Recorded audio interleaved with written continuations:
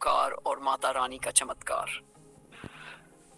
Step 1, खुशहाल नहर से गंदी नहर तक शुरू। हमारे गांव से थोड़ी ही दूर मिट्टी की पगडंडी पार करते ही एक लंबी, शांत और सुंदर नहर बहती थी।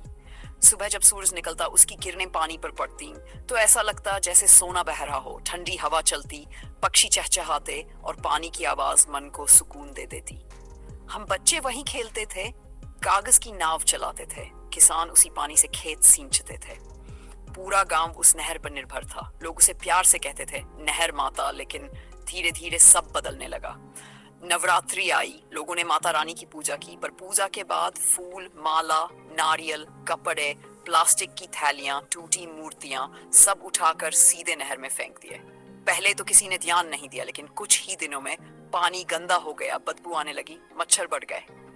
बच्चों ने खेलना छोड़ दिया, नहर बीमार लगने लगी, जैसे वो चुपचाप रो रही हो। स्टेप 2, दुख, सपना और माता रानी का संदेश। एक दिन सफाई कर्मचारी नहर साफ कर रहे थे। वे कीचड़ में उतरकर कचरा निकाल रहे थे। अचानक आहा! एक आदमी के पैर में कांच घुस गया, खून निकल आया। वो दर्द से बोला, लोग पूजा करते हैं और हम दुख झेलते हैं। उधर किसानों की भी परेशानी बढ़ गई। पाइप बार बार जाम हो जाती। एक दिन पिताजी ने पाइप काटी। अंदर छोटी सी माता रानी की मूर्ति फंसी थी। पिताजी की आंखें भर आई। ये भक्ति नहीं, ये अपमान है। उस रात मैं बहुत परेशान था और मुझे एक अजीब सपना आया। मैंने देखा नहर के किनारे तेज रोशनी फैल रही है और उस रोशनी में माता रानी खड़ी है। लाल साड़ी, शांत चेहरा, लेकिन आंखों में उदासी। उन्होंने धीरे से कहा, बेटा, मैं फूलों में रहती हूँ, मैं साफ पानी में रहती हूँ, मैं प्रकृति में रहती हूँ। लेकिन तुम लोगों ने मेरी ही नहर को गंदा कर दिया, मेरे नाम पर कचरा फैलाया। इससे मैं खुश नहीं, नाराज होती हूँ। मैं रोते हुए बोला, माता, हमें माफ कर दो। माता रानी बोली, जब तुम नहर को साफ रखोगे, जब प्रकृति की रक्षा करोगे, तभी मेरी सच्ची पूजा होगी। फिर अचानक तेज रोशनी हुई और मेरी आंख खुल गई। मैं पसीने से भीगा हुआ था। सफाई चमत्कार और खुशहाल गांव समाधान चमत्कार। अगले दिन मैंने सबको अपना सपना बताया। गांव में सभा हुई। दादाजी बोले, माता का संदेश है, अब हमें बदलना होगा।